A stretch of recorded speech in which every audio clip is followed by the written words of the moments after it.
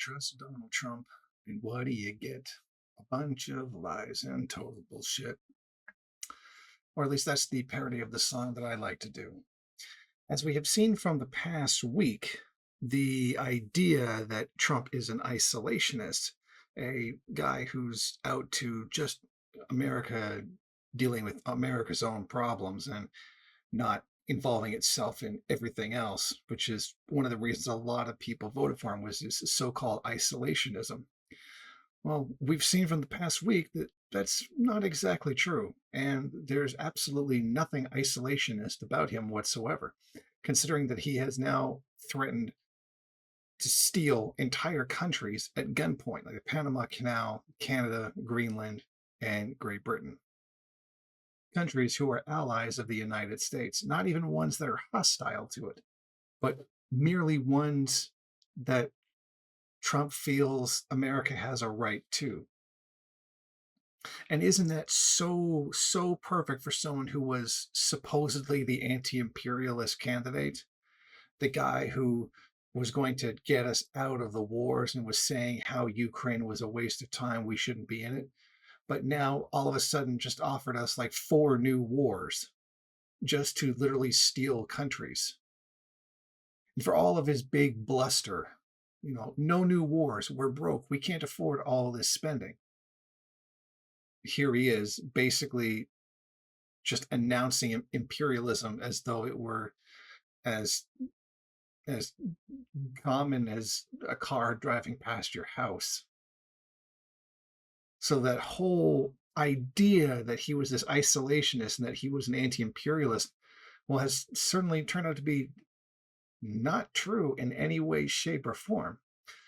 Although there are a few dorks still running around thinking and acting as though Trump is the anti-imperialist candidate. But you see the utter audacity of this. Trump just assumes that America has a right to just take the Panama Canal.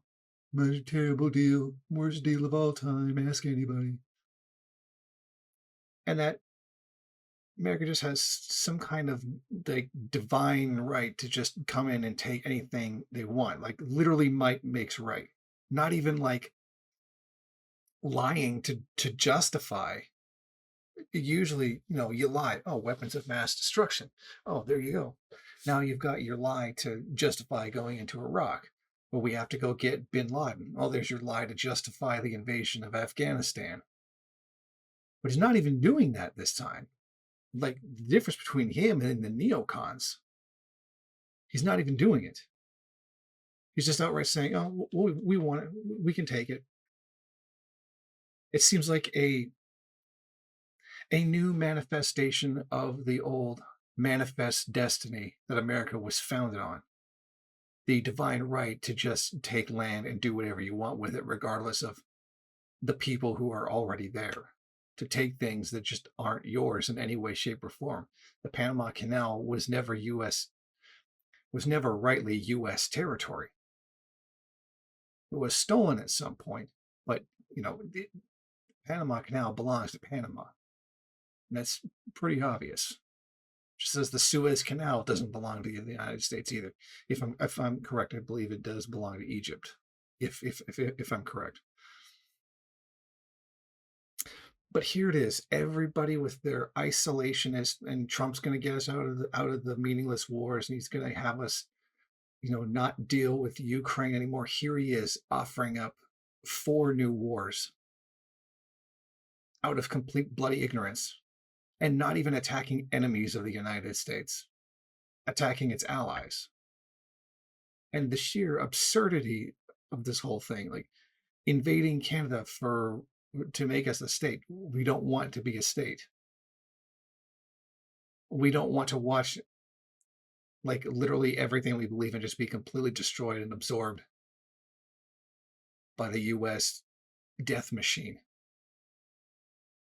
And it's interesting, all the Canadians that did support Trump, particularly Pierre Poilievre, the leader of the Conservative Party, who was so happy to support Trump and take any kind of positive interaction with him whatsoever, and to even copy his own tactics of like blatantly lying about things in order to whip up anti-Trudeau sentiment. And like there's like rightful things he can be criticized for, like participating in the genocide of the Palestinian people, a rightful criticism. Instead, he just makes up something like oh, 25% of Canadians are now in poverty because of him. That never happened. But aside from him using Trump's own style, how does it feel now that he says he wants to invade and make Canada the 51st state? What do you want to be, Poilievre? Do you want to be Prime Minister of Canada, or do you want to be Governor of Canada? And doesn't that make you like you supporting foreign power wanting to invade and take over the country a traitor? I mean, you kind of accused other people of being traitors for simply disagreeing with you on important matters. But yet here you are blatantly supporting someone who wants to literally steal the country out from under us. So to all those Canadian conservatives who kept saying how Trudeau was a traitor because he brought in so many immigrants, actually, it's you that's the traitor. You support a man like Donald Trump that literally wants to steal the country. Oh, and by the way, this idiotic lie that Trudeau brings in the immigrants because they'll vote for him. Immigrants can't vote. They're not citizens. So this whole idea about Trump being the great isolationist, that's what's going to be different from him and the globalists. Look what you got. You got the same thing that you got before. Face it. You were conned by a con man once again.